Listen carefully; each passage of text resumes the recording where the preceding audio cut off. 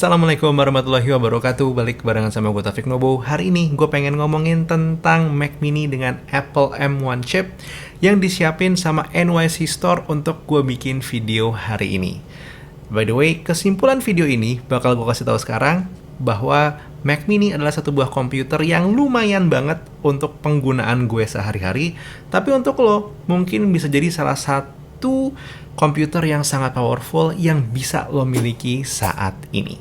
Oke, gue bakal jelasin dulu di depan kalau Mac Mini yang gue pegang ini adalah versi 8512 dan gue dapetin dari NYSC Store, satu buah toko yang bisa gue rekomendasikan untuk pembelian Mac devices dan juga Mac accessories karena harganya yang murah dan barangnya insya Allah jaminan original, responsnya cepat dan juga pemberi solusi kalau emang lo lagi bingung pengen beli varian Mac devices yang mana. Sebagai contoh kehandalannya si NYSC Store, pas saat ini gue bikin videonya, si Mac Mini dengan varian base model 8256 itu dijual mulai dari harga 10 jutaan aja.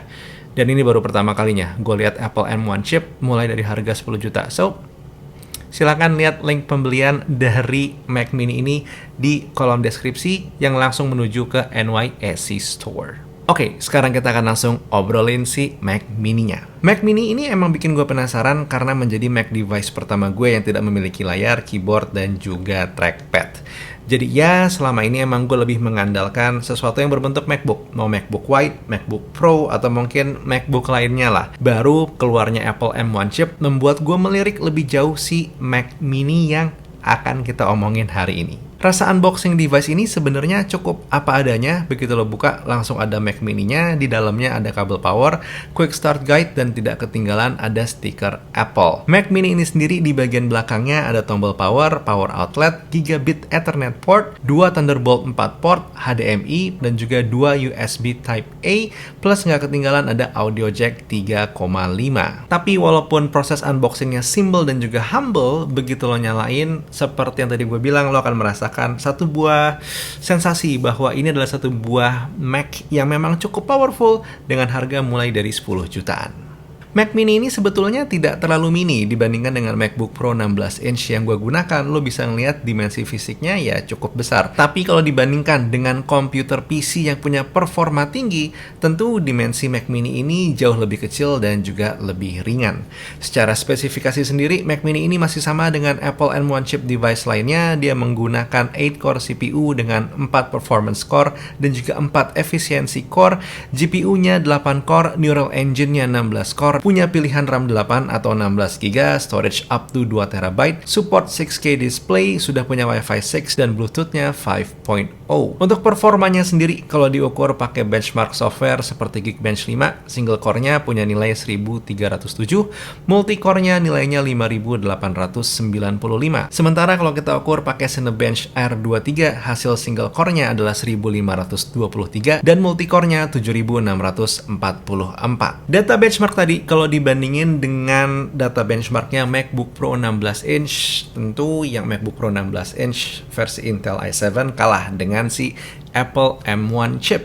Tapi kalau dibandingin sesama Apple M1 chip dengan MacBook Pro 13 inch, MacBook Air, dan juga Mac Mini, hasilnya kurang lebih setara, tapi tentu take this result with a bit of grain of salt karena emang antara ketiga device M1 yang gue gunakan ini ada perbedaan OS mixernya. So ya. Sekarang kita beralih ke masalah experience, dimana jujur satu hal yang bikin gue kangen banget menggunakan Apple M1 chip itu adalah masalah speed dan speed yang dimiliki sama chipset yang satu ini. Sesimpel kita ngebuka aplikasi aja, Apple M1 chip ini akan membuka aplikasi-aplikasi lebih cepat dibandingkan dengan Apple yang masih menggunakan Intel. Untuk performa hariannya pun gue bisa bilang si Mac Mini dengan Apple M1 chip ini super reliable. Jujur emang gue nggak pernah make untuk ngedit menggunakan produknya Adobe atau mungkin juga coding, tapi untuk basic task, editing video, dan juga bikin presentasi dengan segala animasi menggunakan aplikasi Keynote, Mac Mini ini sangat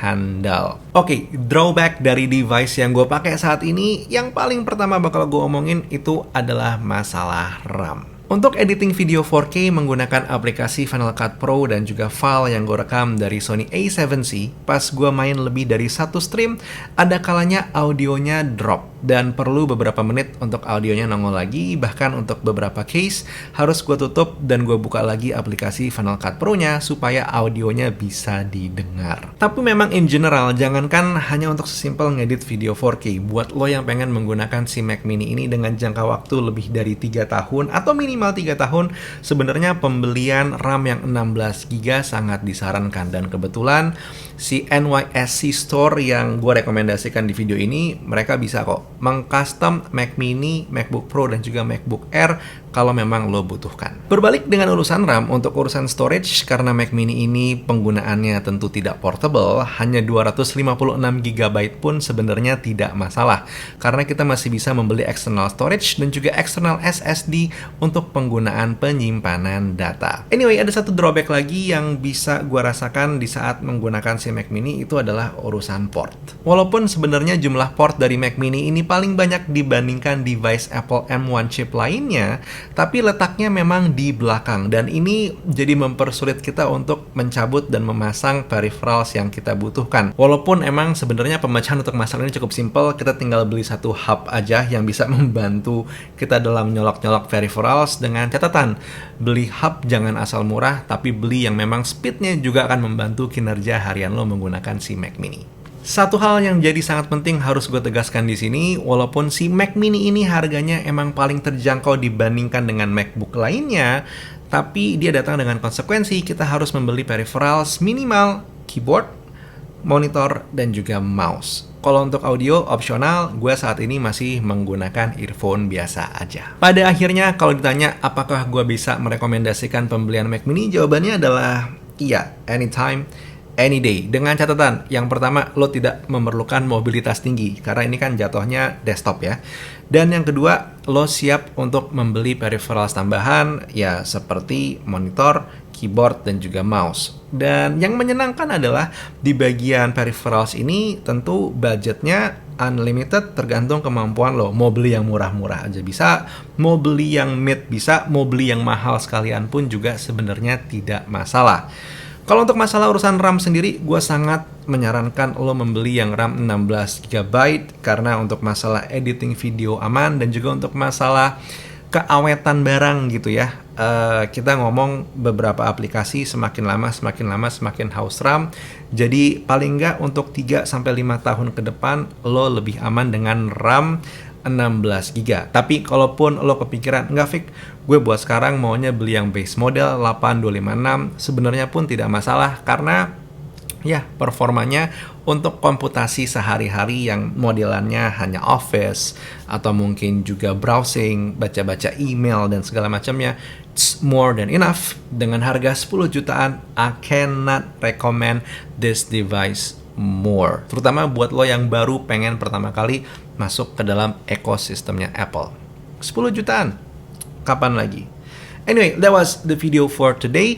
Terima kasih sekali lagi untuk NYSC Store yang udah ngebantu gue untuk bisa megang dan main-main sama si Mac Mini dengan Apple M1 chip ini. Kalau lo sendiri, apakah punya satu atau dua hal yang pengen dikomentari? Silahkan tulis di kolom komentar. I'll be waiting. Buat sekarang Taufik Nobo cabut. Assalamualaikum warahmatullahi wabarakatuh. Skadush.